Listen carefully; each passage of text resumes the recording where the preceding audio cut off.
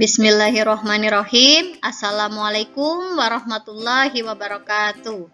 Selamat pagi anak-anak ibu kelas 5A dan 5B. Apa kabarnya hari ini? Semoga kalian selalu sehat, tetap semangat, dan ibu doakan semoga kalian selalu dalam lindungan Allah Subhanahu wa Ta'ala. Amin. Hari ini belajar bareng Bu Umi di tema 7, peristiwa dalam kehidupan. Muatan IPS subtema 2, peristiwa kebangsaan seputar proklamasi kemerdekaan. Nah, kemarin kalian sudah belajar subtema 1 ya. Hari ini kita lanjutkan dengan subtema 2. Sebelum memulai pembelajaran, jangan lupa berdoa terlebih dahulu. Nah, sekarang bisa dengan membaca bismillah bersama-sama. Bismillahirrahmanirrahim. Nah, setelah ini mohon perhatikan dengan baik ya apa yang akan Ibu sampaikan berikut ini. Tetap semangat!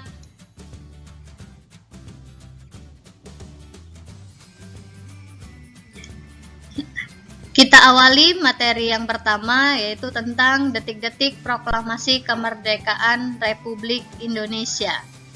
Pada tanggal 16 Agustus 1945, penyusunan naskah proklamasi di rumah Laksamana Tadasi Maeda. Nah, di sini ada beberapa tokoh penyusun teks proklamasi. Di antaranya Insinyur Soekarno, Muhammad Hatta, dan Ahmad Subarjo. Nah, ketiga inilah yang menyusun naskah teks proklamasi. Sedangkan naskah teks proklamasi tersebut diketik oleh Sayuti Melik. Nah, selanjutnya setelah disusun pada tanggal 16, selanjutnya pada tanggal 17 Agustus 1945, pembacaan teks proklamasi oleh Insinyur Soekarno di Jalan Pegangsaan Timur nomor 56 Jakarta pada pukul 09.55 waktu Indonesia Barat. Nah, setelah pembacaan teks proklamasi dilanjutkan dengan pengibaran bendera merah putih oleh Latif Hendraningrat dan S. Suhud. Secara spontan para hadirin menyanyikan lagu Indonesia Raya yang diciptakan oleh W.R. Supratman. Sedangkan bendera pusaka dijahit oleh Ibu Fatmawati yang pada saat itu adalah istri dari Insinyur Soekarno.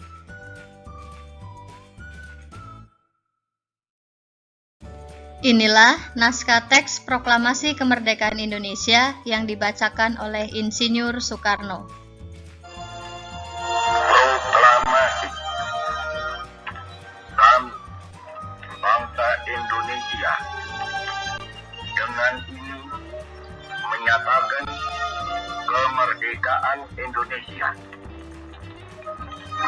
Hal-hal yang mengenai pemindahan kekuasaan dan lain-lain diselenggarakan dengan cara saksama dan dalam tempo yang sesingkat-singkatnya. Jakarta, 17 Agustus 1945, atas nama bangsa Indonesia, Soekarno, Hatta. Setelah tadi kalian mendengarkan teks proklamasi yang dibacakan oleh Insinyur Soekarno pada tanggal 17 Agustus 1945 yang merupakan Hari Kemerdekaan Republik Indonesia, sekarang kita akan membahas peristiwa sebelum dan sesudah kemerdekaan. Nah, seperti yang kalian ketahui bahwa Indonesia dijajah oleh bangsa Belanda selama 3,5 abad atau 350 tahun. Setelah Belanda, Indonesia kembali dijajah oleh bangsa Jepang. Bangsa Jepang sangat kejam dan mereka juga menerapkan kerja paksa yang disebut dengan Romusha. Rakyat Indonesia menghadapi Jepang bukan dengan perang atau kekerasan, melainkan dengan berpura-pura mengikuti Jepang. Jepang ini semakin terdesak oleh tentara sekutu dan memberi janji kemerdekaan kepada Indonesia, karena sebelumnya Jepang mendapat serangan dari sekutu. Dua wilayah Jepang dibom oleh tentara sekutu ya. Jepang kemudian membentuk BPU PKI. Nah, Jepang akhirnya menyerah kepada sekutu dan di Indonesia terjadilah kekosongan kekuasaan.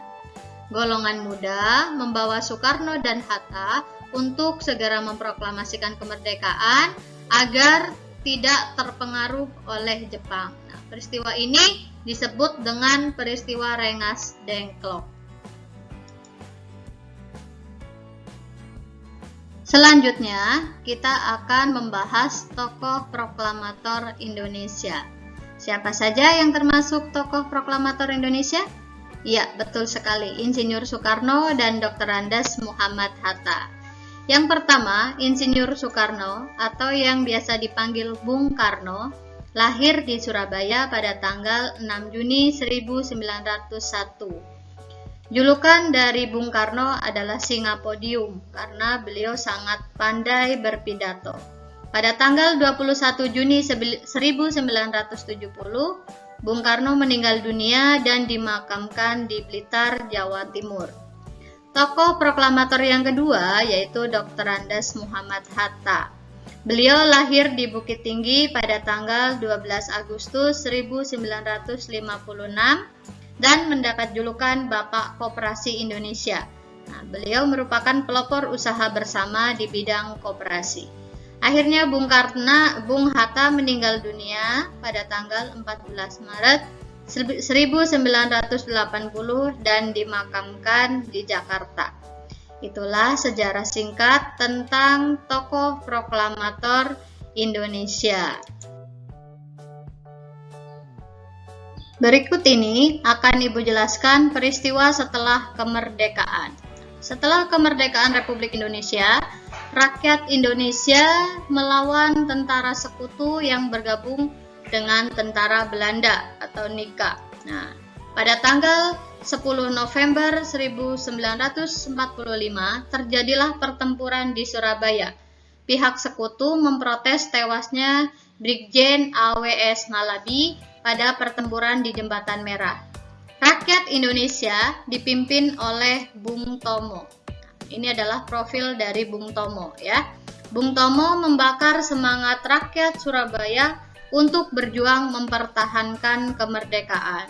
Sehingga pada tanggal 10 November, setiap tanggal 10 November kita peringati sebagai Hari Pahlawan untuk menghormati jasa-jasa mereka yang telah berjuang di Surabaya. Nah, selanjutnya terjadilah pertempuran di Ambarawa. Pemimpin sekutu dipimpin oleh Jenderal Battle. Indonesia dipimpin oleh Letkol Sarbini.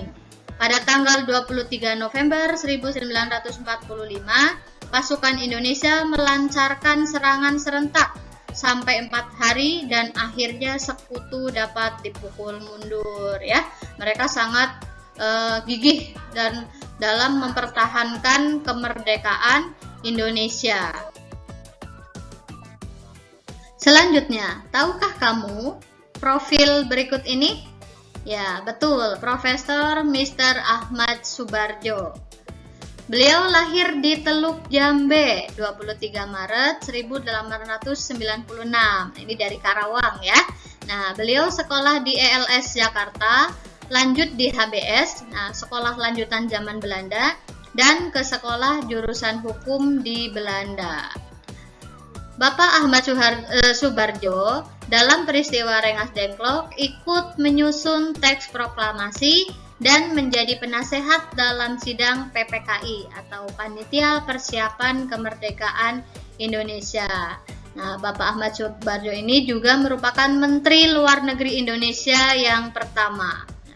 Proses terbentuknya NKRI melalui sidang PPKI sebanyak 2 kali, pembentukan KNI, pembentukan lembaga pemerintahan, serta Badan Keamanan dan Pertahanan. Nah, ini Bapak Ahmad Soebardjo ini sangat berjasa ya, baik sebelum maupun setelah kemerdekaan Republik Indonesia. Kalian wajib berbangga. Ini Bapak Ahmad Soebardjo ini berasal dari Teluk Jambe, Karawang, Jawa Barat.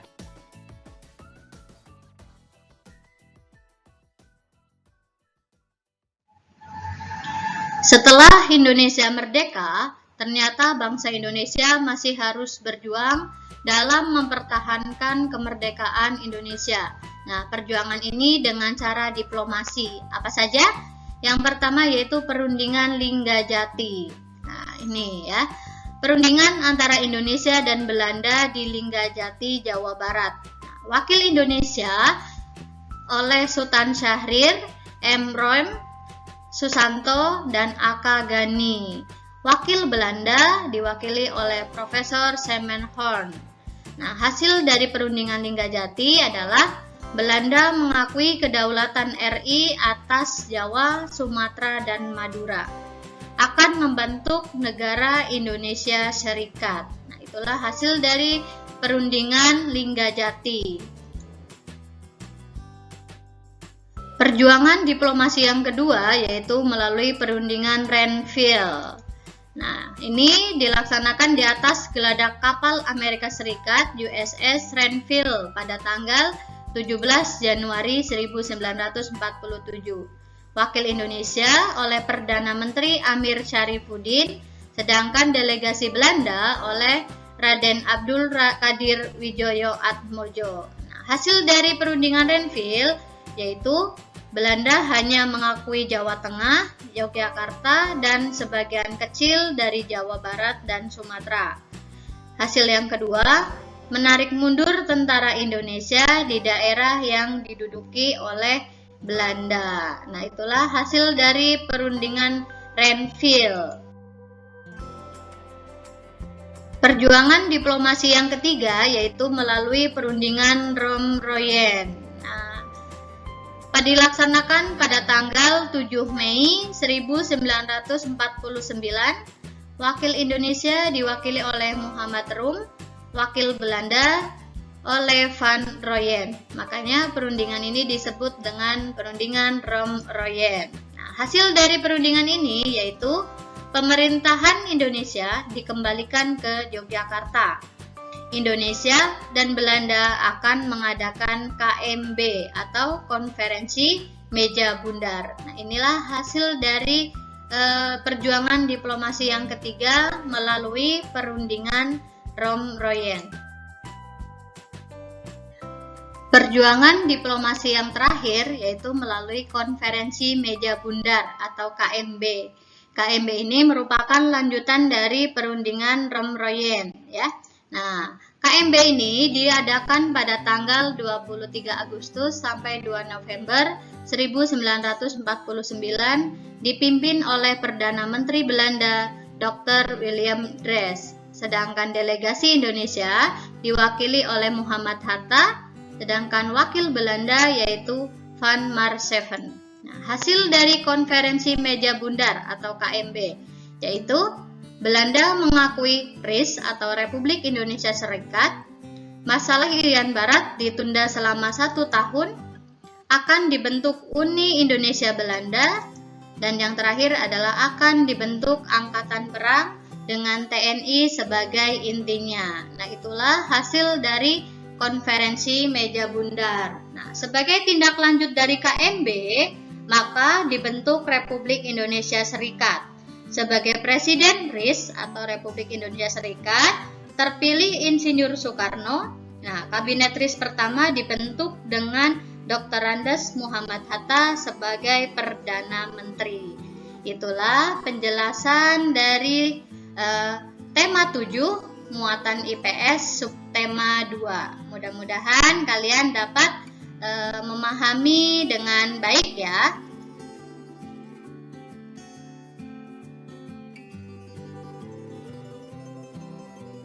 Selanjutnya, untuk tugas, Ibu ada sedikit tugas buat kalian, yaitu di buku paket tematik halaman 113 bagian IPS saja, dan di buku LKS tema 7 halaman 59 sampai 61 bagian A dan B. Jangan lupa tugasnya dikerjakan ya. Nah, itulah penjelasan dari Ibu. Kurang lebihnya mohon maaf jika ada salah kata Ibu dalam menyampaikan materi. Ibu akhiri pembelajaran pada pagi hari ini. Kurang lebihnya mohon maaf. Billahi taufiq wal hidayah. Wassalamualaikum warahmatullahi wabarakatuh. Tetap jaga kesehatan kalian ya.